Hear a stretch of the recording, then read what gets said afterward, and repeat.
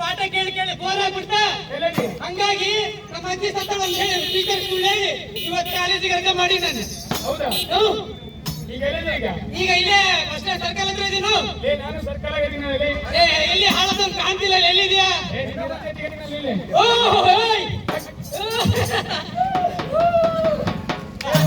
ವಿಷಯ ಗೊತ್ತಾ? ನಾನು ಹುಟ್ಟಿದಬ್ಬ ಇವತ್ತು. ಓ ಹುಟ್ಟಿದಬ್ಬ.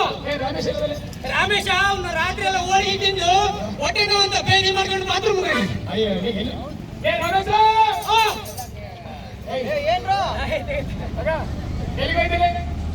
ಯಪ್ಪ ರಾತ್ರಿ ಹೋಳಿಗೆ ತಿಂದ್ಬಿಟ್ಟಿದ್ದೆ. ನಮ್ಮವ್ಗ ಬ್ಯಾಡ ಅಂದ್ರೆ ಕೇಳಂಗಿಲ್ಲ ಮರೆ.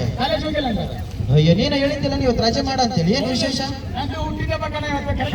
ಹುಟ್ಟಿದಬ್ಬನು ಹುಟ್ಟ ಹಬ್ಬದ ಶುಭಾಶಯಗಳು.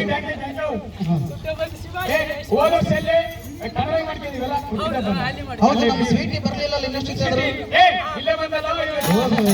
Hi Sweety.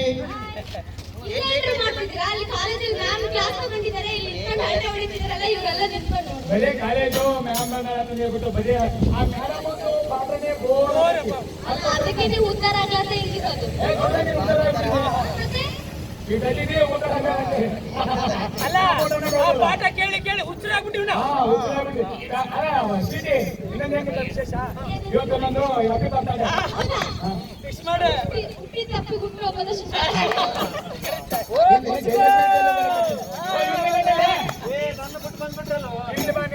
ಎಕ್ಸ್ಟ್ರಾ ಪ್ಲೇಯರ್ ಬಾಯಿಲಿ ಕರ್ಕೊಂಡ್ಬರ್ಬೇಡ ಅಂತ ಹೇಳ್ರಿ. ಅದಿದ ಮಾಡಕ್ ಚೆನ್ನಾಗಿ ಹತ್ತು ಪಾರ್ಟಿ ಕೊಡಕತ್ತೀನಿ ಕಣೆ.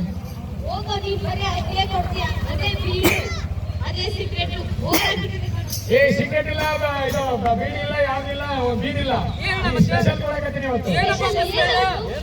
ಬೆಂಗಳೂರಿಗೆ ಹೋಯ್ತಲ್ಲ ಮೊನ್ನೆ, ಅಲ್ಲಿ ಬೆಂಗಳೂರಿಗೆ ಹೋಗಿ ಒಂದು ಹೊಸ ಮಾಲ್ ತಗೊಂಡ್ಬಂದಿನಿ. ಅದೇ ಡ್ರಗ್ಸ್ ಮಿಕ್ಸರಲ್ಲಿ ಡ್ರಗ್ಸ್ ಬೇರೆ ಗೊತ್ತಾಗಂಗಿಲ್ಲ. ನಾವು ಹಾಕಿದ ಮೇಲೆ ಗೊತ್ತಾಗೋದು. ಪ್ರಪಂಚ ನಾವಿರಂಗಿಲ್ಲ, ನಮ್ಮ ಮೇಲೆ ಪ್ರಪಂಚ ಇರ್ತದೆ.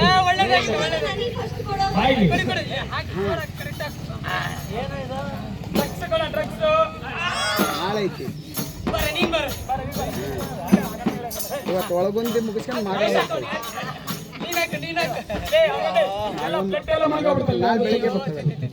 ಅಲ್ಲೋ ಅದನ್ನ ಚುಚ್ಚಿಂಡ್ರೆ ಏನಾದ್ರು ಆಗಲ್ವಾ? ಇಲ್ಲಪ್ಪ, ನನಗೆ ಭಯ ಆಗತ್ತೆ.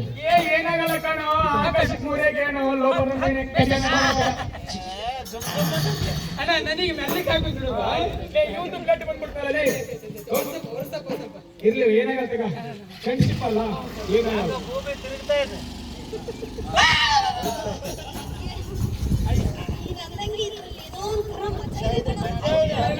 ಮತ್ತು ಮತ್ತಲ್ಲೇ ತೇಲಾಡ್ತಾ ಇರ್ಬೇಕು. ತೇಲಾಡ್ತಿದಾರಪ್ಪ, ಭೂಮಿಗೆ ತೇಲಾಡ್ತಿದೆ. ಅವ್ರನ್ನ ಡ್ಯಾನ್ಸ್ ಮಾಡಕತ್ತಾರಲ್ಲ. ಅಯ್ಯೋ ಗೊತ್ತಾಗ್ತಿಲ್ಲ.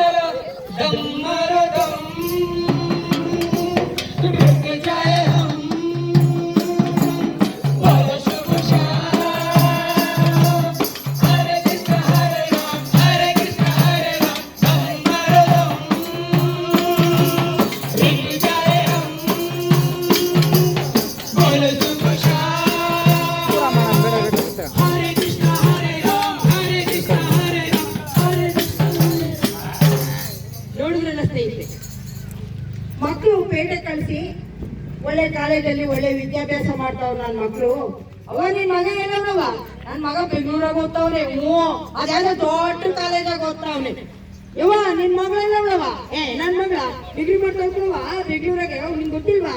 ನನ್ ಮಗ ಚೆನ್ನಾಗಿ ಓದ್ತಾವಳೆ ಅಂತೇಳಿ ನೀವು ಆಸೆ ಪಡ್ತಾ ಇರ್ತೀವಿ.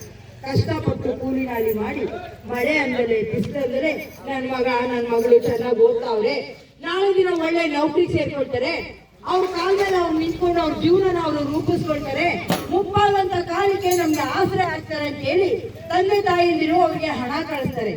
ಆದ್ರೆ ಅವ್ರೇನ್ ಮಾಡ್ತಾ ಇದ್ದಾರೆ?